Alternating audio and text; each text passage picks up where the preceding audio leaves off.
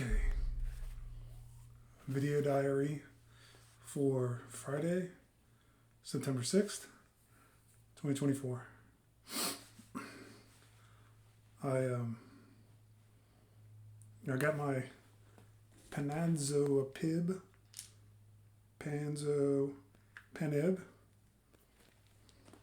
and today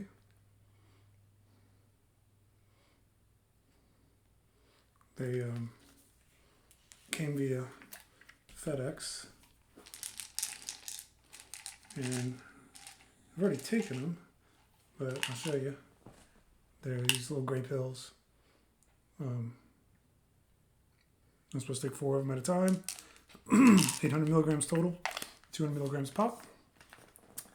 This is they call it targeted treatment.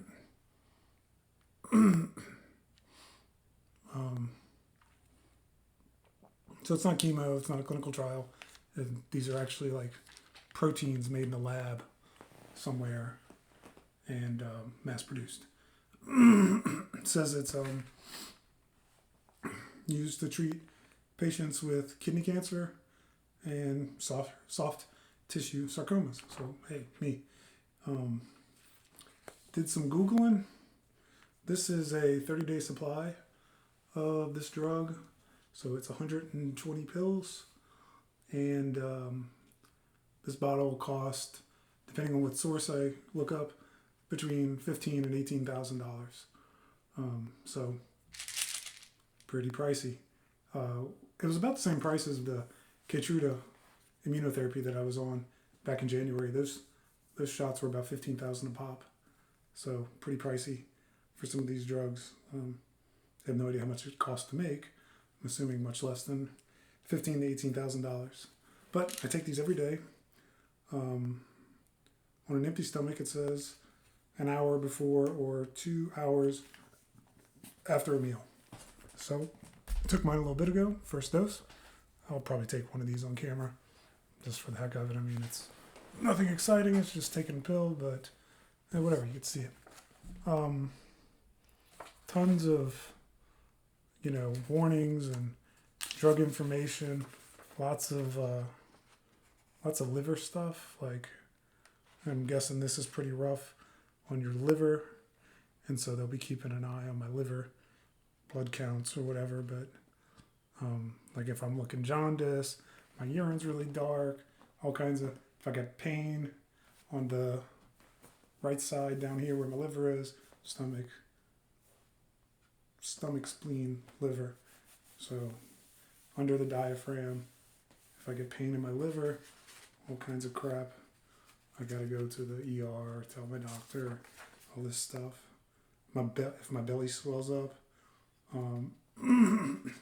more shortness of breath, high blood pressure, you name it, tons of stuff. Anyways, so that's going on. Only other thing is my favorite government agency in the world has reached back out to me again with more child support stuff.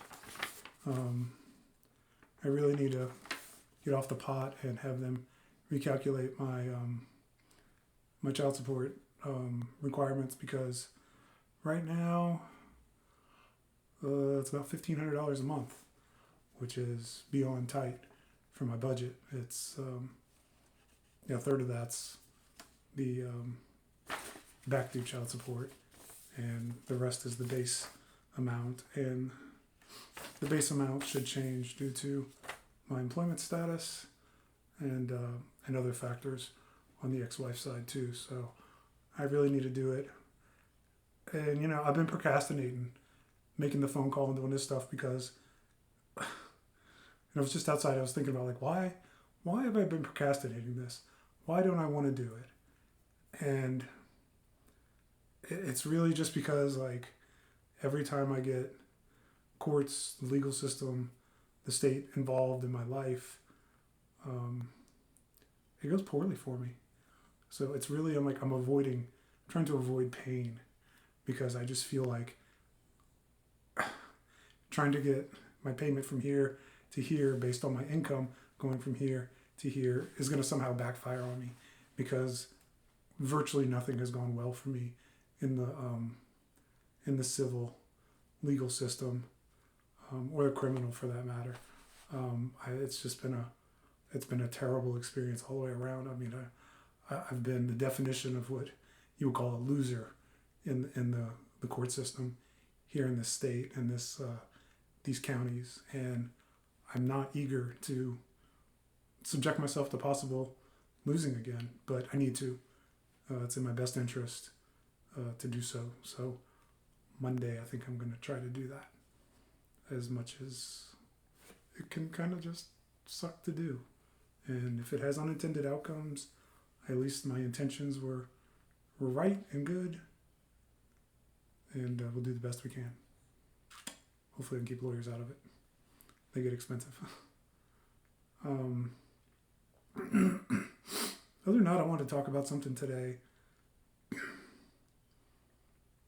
that I've been thinking about a while, and I've talked with people close to me about it.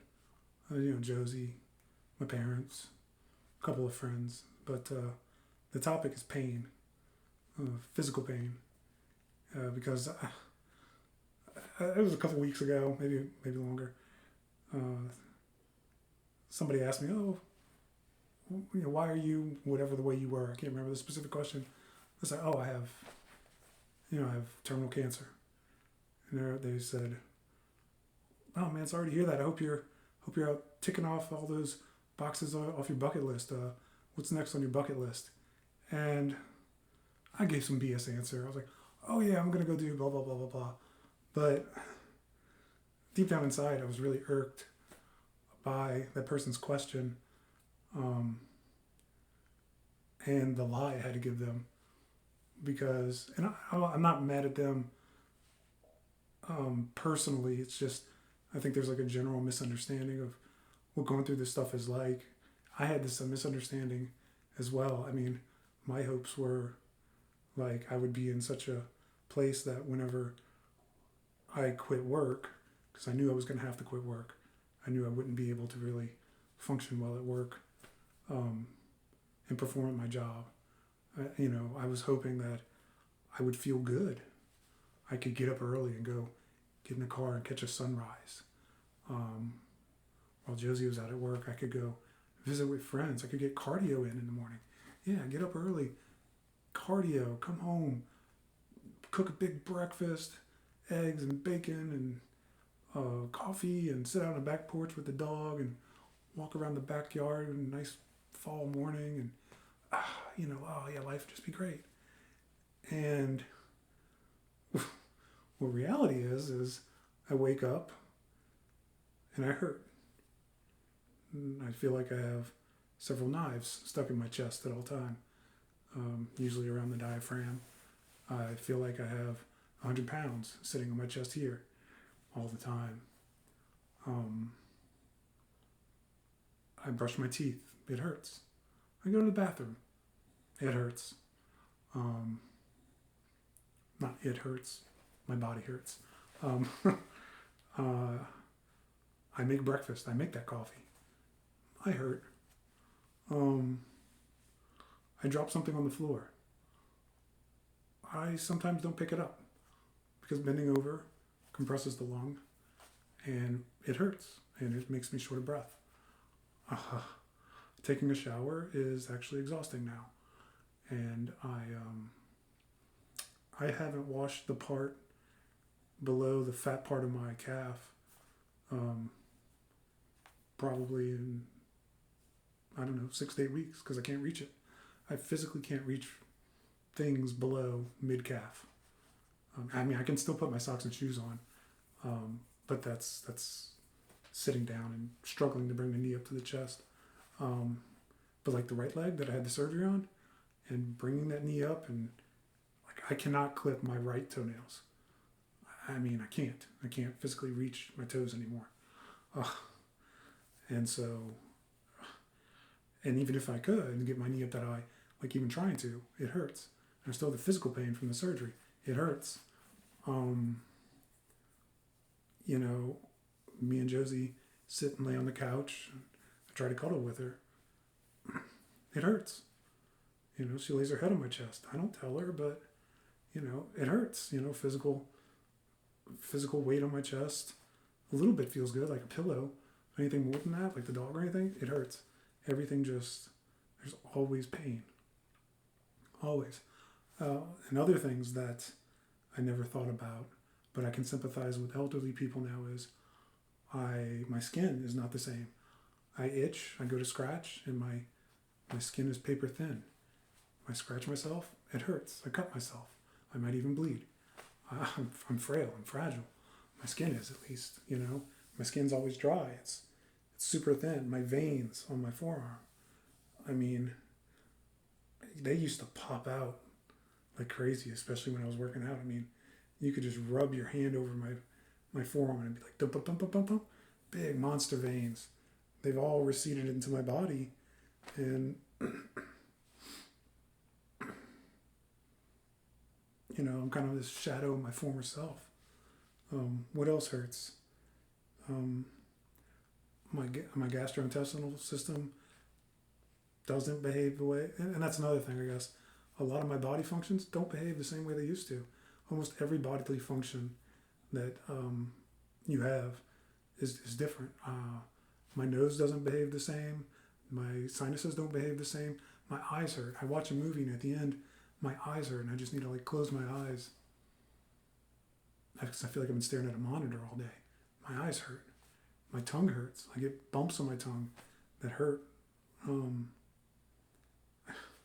There's just random pains all the time. And some days are better than others. It's a dice roll every day of what level of pain I'm in. And I'm trying to stay off the pain meds. You know, trying to use ibuprofen as my backbone pain. And I've gotten a lot better. I usually only take ibuprofen kind of in the evening now. It seems like the pain kind of crescendos up as the day goes on. And I get kind of worthless around dinner time. And it's 7 o'clock right now. So this is like 7 o'clock when I kind of start my downhill slide. And I start feeling particularly poor. Which sucks for Josie because she's working a full-time job. And the hours that I feel the best are typically like very late morning into early afternoon. You know, between like 11 and 3-ish is the best hours for me. It takes quite a while for my body to wake up and get moving in the morning, like hours. I usually lay around feeling like garbage for about 45 minutes to an hour before I even get up to make breakfast or anything. I feel bad. My body doesn't want to get moving. Anyways, I just kind of wanted to bring that up because I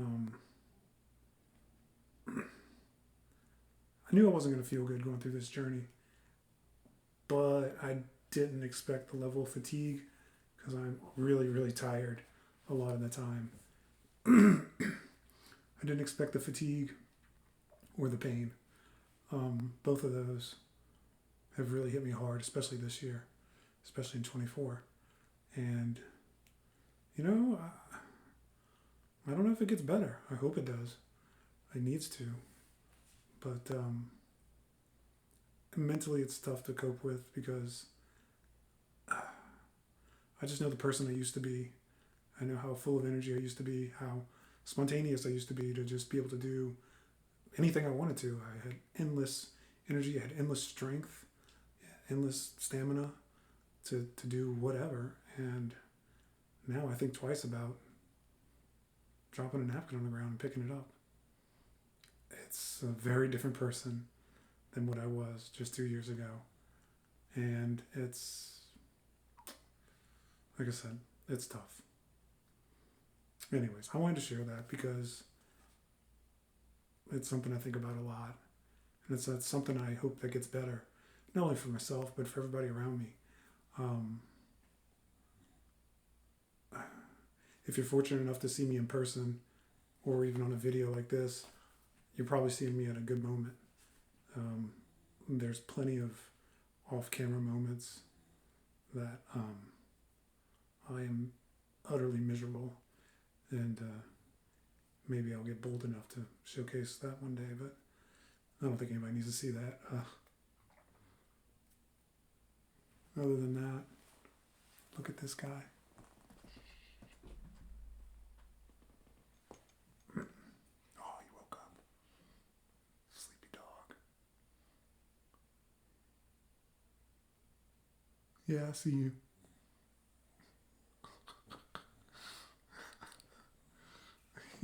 He is so damn lazy. Lucky dog. When I come back, when I get reincarnated, I want to be that dog. Because he's got like the easiest life ever. Anyways, the weekend's here. It's going to be nice and cool this weekend. So once Josie gets done with all the school stuff she's got to do, try to enjoy outside as much as possible. I mean, we won't be going on any crazy hikes or anything, but we would like to do, we'll try to do s'mores tomorrow night. It's supposed to be pretty cool tomorrow night. High is like 82 or something crazy low. So I'll try to do s'mores tomorrow night once it cools off. Other than that, coming up next week, I have a Monday meeting at 1 o'clock with my radiologist. I think I mentioned it last time, to talk over lung options and progress, take two, progress on my sarcoma that came back on my leg, which if I feel it, it feels a lot smaller, which is really good. Hopefully it'll continue to shrink, because I know it'll be back. That's almost a guarantee, and we need to try to keep it under control, because surgery is not an option on that right now. Otherwise, next week looks to be like a pretty quiet week outside of Monday doctor appointment, and I'm going to try to capitalize on that. Hopefully I'm feeling good. Hopefully these guys, trying not to dox myself here. Hopefully these guys don't make me feel too bad, and keep everybody posted on the side effects for that. So that's it for now. No Cameron news. School photos should be taken by now. Probably going to call school next week and get an order in, or call the photographer and get an order in for school pictures. And try to find some sports photos. If he's playing football, they should have football photos. I need to figure out how to get those too. And then I also need to call the school and see if I can get a copy of last year's yearbook. So I need to work on those things. And yeah, see what Cameron's been up to. I miss him, I love him, and stay as close as I can. That's it for now. Love you, Cam.